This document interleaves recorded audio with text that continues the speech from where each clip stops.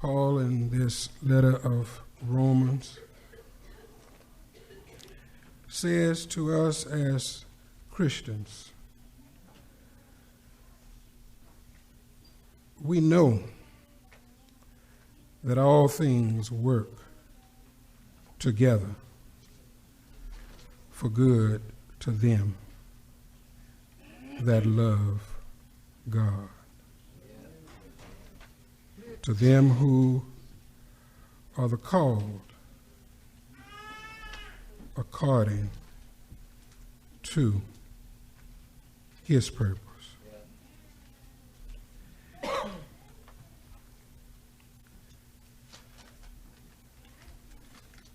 And when we consider what Paul is saying here, he is speaking of the free will of God and the gospel. And I think that when we reflect on this, we should ask ourselves who we really are. Because too often we try to define ourselves by titles. We try to define who we are by positions in the workplace. We define or try to define ourselves through our possessions. But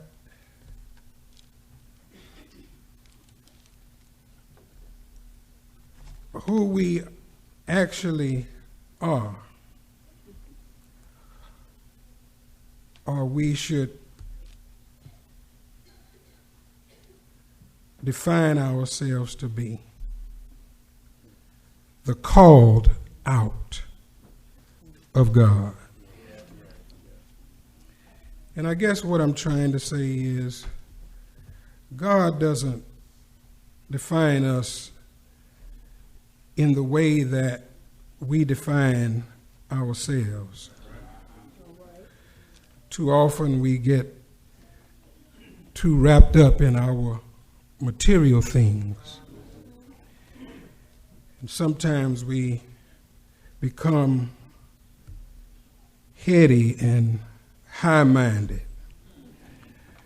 Sometimes we feel that because of what we have accomplished, we can look down on other people. But if that was the case, Christ had no need to come. Are you hearing what I'm saying today? And I think sometimes what we forget is that Jesus came to set a standard and give us an example of what it truly means to love God. Because you can't really love God without loving everything that belongs to God. Does that make sense to us?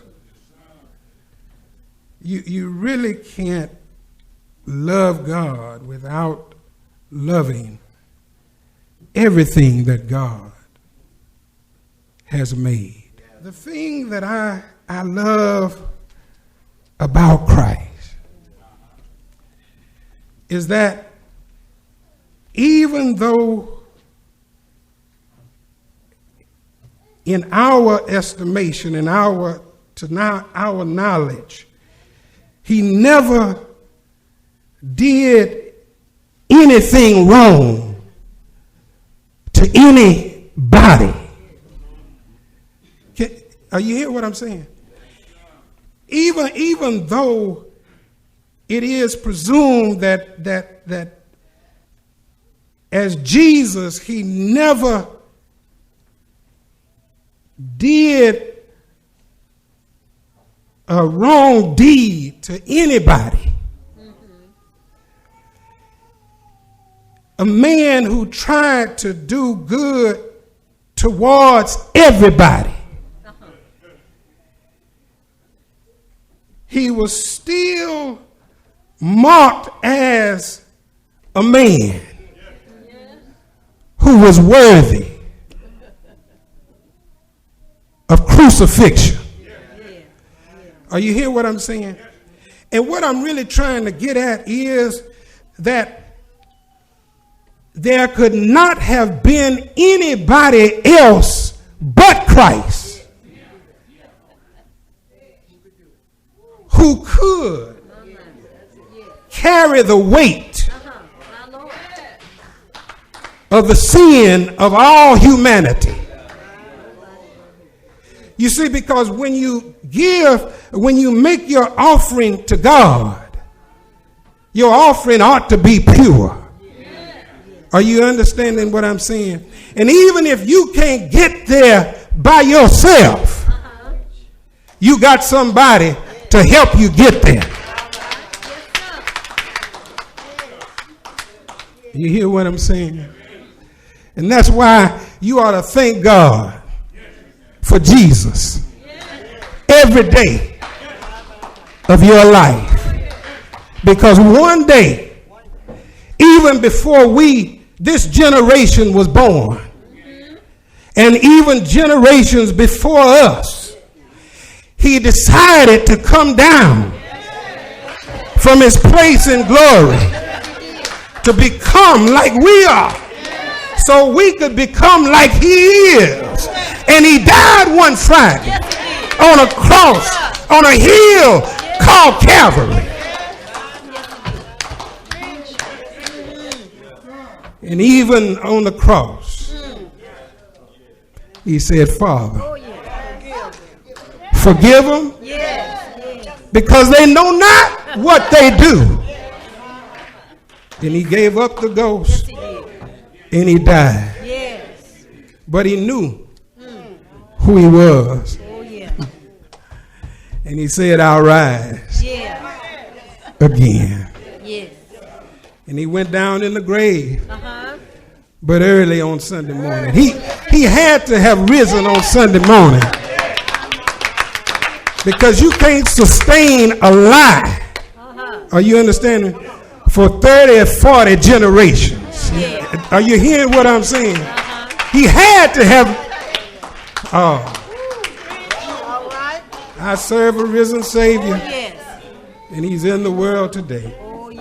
I know that he's living. Whatever men may say. I see his hand of mercy and I hear his voice of cheer. In just the time I need it. He's always near. Because he lives salvation to impart. And if you ask me how, I know he lives within my heart.